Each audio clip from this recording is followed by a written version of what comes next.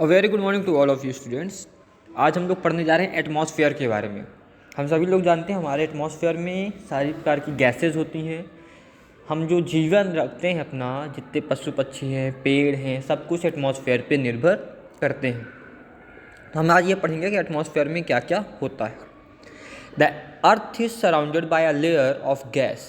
अर्थ क्या है? एक गैस की लेयर से सराउंडेड है, घिरी हुई है, ढकी हुई है, जिस लेयर को क्या कहा जाता है?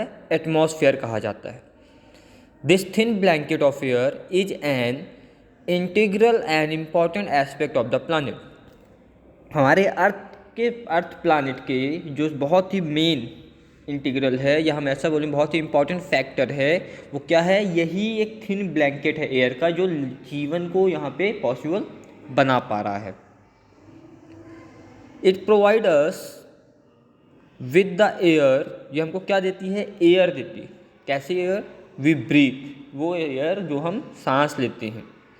And protect us from the harmful effects of sun rays. और हमें प्रोटेक्ट करती है जो सन रेज में हार्मफुल इफेक्ट्स होते हैं, जो सन की तरफ से हार्मफुल रेज आती हैं, उन रेज से भी हमें प्रोटेक्ट करती है।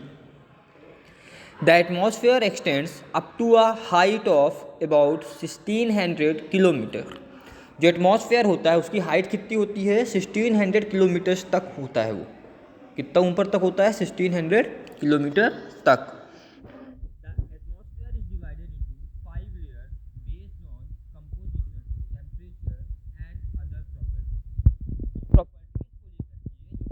का एटमॉस्फेयर है उसको 5 लेयर। कौन कौन सी लेयर है वो? सबसे पहले हम स्टार्ट करें these layer, starting from earth surface are called troposphere. Earth surface से अगर हम लोग बात करें तो अर्थ सरफेस में जो लेयर पाई जाती है, अर्थ सरफेस से जो लेयर होती है वो कौन सी लेयर होती है? ट्रोपोस्फियर। फिर उसके ऊपर स्ट्रेटोस्फियर, फिर उसके ऊपर मेसोस्फियर, फिर उसके ऊपर थर्मोस्फियर, उसके ऊपर एक्सोस्फियर। तो ये 5 लेयर्स होती हैं। कौन कौन सी होती हैं? ट्रोपोस्फियर, उसके ऊपर स्ट्रेटोस्फियर, उसके ऊपर मेसोस्फियर, उसके ऊपर थर्मोस्फियर, और फिर सबसे ऊपर होती है exosphere. The atmosphere is composed mainly of nitrogen and oxygen which make up about 99% of clean dry air. जो हमारा एटमॉस्फेयर है उसमें जो मेनली कौन कौन सी गैसेज होती हैं? नाइट्रोजन और ऑक्सीजन, जो 99% क्लीन और ड्राई होती हैं। ठीक है। नाइट्रोजन जो होती है वो कितना होती है? 78%। हमारे एटमॉस्फेयर में नाइट्रोजन का जो क्वांटिटी होती है वो कितनी होती है? 78% होती है। ऑक्सीजन की कितनी होती है? 21% होती है। और other gases like carbon dioxide, argon and other, carbon dioxide हो, आर्गन हो, या और भी कई सारी गैसेज हैं जो मिलकर 1% वॉल्यूम रखती है। इनकी जो क्वांटिटी होती है, क्वांटिटी यहाँ पे बात हो रही है वॉल्यूम के रिस्पेक्ट पे, तो इनका जो वॉल्यूम होता है वो कितना होता है? 1%। नाइट्रोजन का कितना होता है? 78%। ऑक्सीजन का कितना होता है? 21%। Oxygen is the breath of life. Oxygen क्या है? लाइफ, सांस लेने के लिए मोस्ट इंपॉर्टेंट, मीन्स जो हम जीवन जीते हैं तो जीवन के लिए हमारे सबसे ज़्यादा इंपॉर्टेंट कौन सी गैस है? Oxygen. While nitrogen helps in the growth of living organism. अब लिविंग ऑर्गेनिज्म की जो ग्रोथ होती है, जो वो बढ़ते हैं, इंक्रीज होते हैं, वो सब जो ग्रोथ होती है उनकी, वो किसके कारण होती है? नाइट्रोजन के कारण होती है। कार्बन डाइऑक्साइड दो present in minute amount. Carbon dioxide बहुत ही कम अमाउंट में होती है, बट ये बहुत इंपॉर्टेंट भी होती है। क्या काम करती है ये? It absorbs heat radiated by the earth. जो कार्बन डाइऑक्साइड होती है, जो अर्थ के द्वारा हीट रेडिएट होती है, जो अर्थ हीट रेडिएट करती है, गर्मी रेडिएट करती है, उस हीट को एब्जॉर्ब करती है। कौन एब्जॉर्ब करती है? Carbon dioxide. Thereby keeping the planet warm. Planet को हीट जो रेडिएट होती है उसको एब्जॉर्ब करके जो प्लानट है उसको क्या कैसी रखती है? वार्म रखती है, गर्म रखती है। It is also essential for the growth of plants. और प्लांट्स के लिए तो बहुत इंपॉर्टेंट होती है। प्लांट्स का खाना बनता है कार्बन डाइऑक्साइड की मदद से। The density of the atmosphere varies with height. जो एटमॉस्फेयर की डेंसिटी होती है वो हाइट के हिसाब से अलग अलग होती है। It is maximum at the sea level में ज़्यादा होती है, and decreases rapidly as we go up, जैसे जैसे हम ऊपर जाते जाएंगे तो इसकी डेंसिटी क्या होती जाएगी, कम होती जाएगी. You know the climbers experience problems in breathing due to this decrease in the density of air. क्या आपको पता है डेंसिटी कम होती है, इसका एग्जाम्पल कैसे पता चलेगा, एग्जाम्पल भी हमको लेना पड़ेगा कि हम कैसे माने कि डेंसिटी कम है. एयर की डेंसिटी कम हो रही है, इसका बेस्ट एग्जाम्पल होता है जो क्लाइंबर्स होते हैं, जो वो ऊपर चढ़ते हैं, जो पहाड़ियाँ वगैरह चढ़ते हैं, जो पहाड़ चढ़ते हैं, माउंटेन चढ़ते हैं, वो जब माउंटेन्स के ऊपर जाते जाते हैं, ऊपर चढ़ते हैं, जितना ऊपर जाते जाते हैं उनको सांस लेने में उतनी ज़्यादा प्रॉब्लम होने लगती है. तो उनको क्या काम करना होता है, उनको ऑक्सीजन के सिलेंडर कैरी करना होता है. They have to carry with them oxygen cylinders to be able to breathe at high altitudes. High altitudes में वो सांस ले पाएँ, इस कारण से उन्हें क्या करना होता है, उन्हें ऑक्सीजन सिलेंडर की नीड होती है. The temperature also decreases as we go upwards. जितना ज़्यादा हम लोग ऊपर जाएंगे उतना ज़्यादा टेम्परेचर क्या होगा, घटता हुआ चला जाएगा. The atmosphere exerts pressure on the earth. जो एटमॉस्फेयर है वो क्या काम करता है, अर्थ में प्रेशर का देने का काम करता है, अर्थ में प्रेशर देता है. This varies from place to place. और ये हर जगह सेम नहीं होता है, हर जगह अलग अलग प्रेशर एक्सर्ट करती है हर अर्थ. Some areas experiences high pressure and some areas low pressure. कुछ एरियाज में तो बहुत ज़्यादा प्रेशर होता है, बट कुछ एरियाज में बहुत कम भी होता है. Air moves from high pressure to low pressure. Air कहाँ से चलती है, हाई प्रेशर की तरफ से लो प्रेशर के एरिया की तरफ एयर मूव करती है. मीन्स हाई प्रेशर एरिया से लो प्रेशर एरियाज की तरफ एयर मूव करती है. Moving air is known as wind. और जो मूविंग एयर होती है, मीन्स ऐसी एयर जो मूव करे, जो बह रही है, चल रही है हवा, उस हवा को हम लोग बोलते हैं विंड. ओके स्टूडेंट्स, ये आपका एटमॉस्फेयर टॉपिक था. ठीक है, अब हम लोग बात करते हैं बायोस्फीयर की.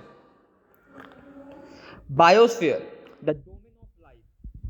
लाइफ है वो किसमें है, बायोस्फीयर में. जहाँ पे लाइफ है उस एरिया को क्या बोला जाता है, बायोस्फीयर बोला जाता है. The biosphere zone of contact between the land, water and air. Biosphere एक ऐसा जोन है जहाँ पे लैंड, वाटर और एयर सभी कॉन्टैक्ट में आते हैं, कॉन्टैक्ट में रहते हैं. It is in this zone that life that is unique to this planet exist. पूरे प्लैनेट्स में जो एक यूनिकनेस है इस प्लैनेट में, वो क्या है, लाइफ.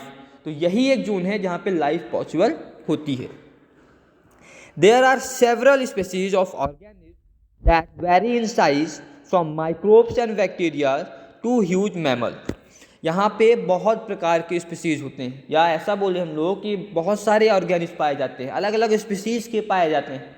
अब अलग अलग स्पीसीज का मतलब क्या है, हम एक वायरस और बैक्टीरिया से बात करें अगर, तो एक बैक्टीरिया जो सबसे छोटी साइज होती है बैक्टीरिया और माइक्रोब्स की, वहाँ से बात करें तो बड़े बड़े ह्यूज एनिमल्स तक. ह्यूज एनिमल मतलब जिन्हें मैमल्स कहा जाता है, ह्यूज एनिमल्स तक कि एनिमल्स यहाँ पे पाए जाते हैं, ऑर्गेनिज्म पाए जाते हैं. All the living organism including humans are linked to each other. सभी लिविंग ऑर्गेनिज्म, चाहे वो ह्यूमन ही क्यों ना हो, सभी एक दूसरे से कनेक्टेड हैं, एक दूसरे पे निर्भर हैं. And to the biosphere for survival. एक दूसरे पे निर्भर हैं और बायोस्फीयर पे निर्भर हैं, किसके लिए, जीवन के लिए. The organism in the biosphere में broadly be divided into the plant kingdom. अब जो ऑर्गेनिज्म होते हैं बायोस्फीयर में वो किस पे डिवाइडेड हैं, वो दो प्रकार से डिवाइडेड हैं, या हम ऐसा बोल रहे हैं कि एनिमल किंगडम और प्लांट किंगडम, ये दो प्रकार से डिवाइडेड होते हैं. 3 domains of the earth interact with each other and affect each other in some way और द अदर. अब ये जो तीनों डोमेन्स होते हैं ये क्या करते हैं, अर्थ में एक दूसरे से इंटरैक्ट करते हैं और एक दूसरे को अफेक्ट भी करते हैं, किसी न किसी तरीके से अफेक्ट डालते ही डालते हैं एक दूसरे पे. For example, cutting of forest for fulfilling our need of wood और क्लियरिंग लैंड फॉर एग्रीकल्चर में lead to fast removal of soil from slopes.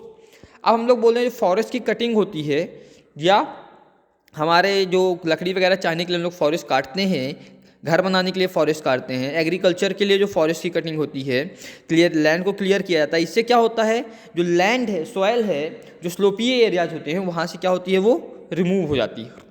Similarly, Earth's surface may be changed due to natural calamities like earthquake. Earthquake वगैरह जो natural calamities हैं, इनके कारण अर्थ की जो surface है वो भी चेंज हो जाती है. For example, there could be submergence of land. सब लैंड का सबमर्जेंस हो जाना, ये भी एक एग्जाम्पल है. As happened in the case of tsunami recently. अभी जो सुनामी आई थी रिसेंटली, कहाँ पे?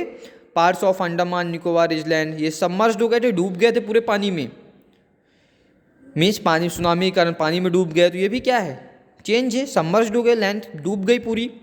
Discharge of waste material into lakes and water means rivers makes the water unsuitable for human use. अब हम लोग जो वेस्ट मटेरियल होता है उसको क्या करते हैं? नदियों में या पॉन्ड्स वगैरह में छोड़ देते हैं, उसको बहा देते हैं. इससे क्या होता है? जो पानी है वहाँ का, नदियों का, पॉन्ड्स का, रिवर्स का, ये क्या हो रहा है? खराब हो रहा है. फिर ह्यूमन यूज में वो नहीं आ पा रहा है, अनसूटेबल हो गया. It also damages other forms of life. केवल ह्यूमन के लिए नहीं, जो दूसरे फॉर्म्स होते हैं लाइफ के, उनको भी डैमेज पहुँचाता है, हानि पहुँचाता है. Emission from industries. इंडस्ट्रीज से जो एमिशंस होते हैं, थर्मल पावर प्लांट्स हैं, व्हीकल्स हैं, ये क्या करते हैं? एयर को पॉल्यूट करते हैं. Carbon dioxide is an important constituent of air. Carbon dioxide क्या है? एक बहुत इंपॉर्टेंट कॉन्स्टिट्यूंट होता है एयर में. But increase in the amount of CO2 leads to increase in global temperatures. अब अगर CO2 के अमाउंट में रिलीज, जो CO2 का अमाउंट है वो बहुत ज़्यादा बढ़ जाए, इंक्रीज हो जाए, रिलीज ज़्यादा हो जाए, तो इससे क्या होता है? इससे टेम्परेचर इंक्रीज हो सकता है. इससे क्या होता है? टेम्परेचर इंक्रीज हो सकता है. This is term as global warming, और इसी को हम लोग क्या बोलते हैं? ग्लोबल वार्मिंग बोलते हैं.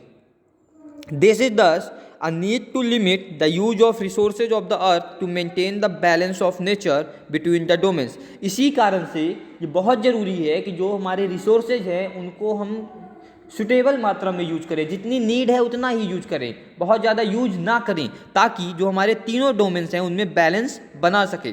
कौन से तीनों डोमेन्स में? लिथोस्फीयर, एटमॉस्फेयर एंड हाइड्रोस्फीयर में बैलेंस बना रह सके. ओके स्टूडेंट्स, ये चैप्टर आपका यहाँ पे फिनिश हो जाता है. इस चैप्टर से रिलेटेड आपके जो भी डाउट्स हों आप मुझसे पूछ सकते हो. Okay, thank you so much.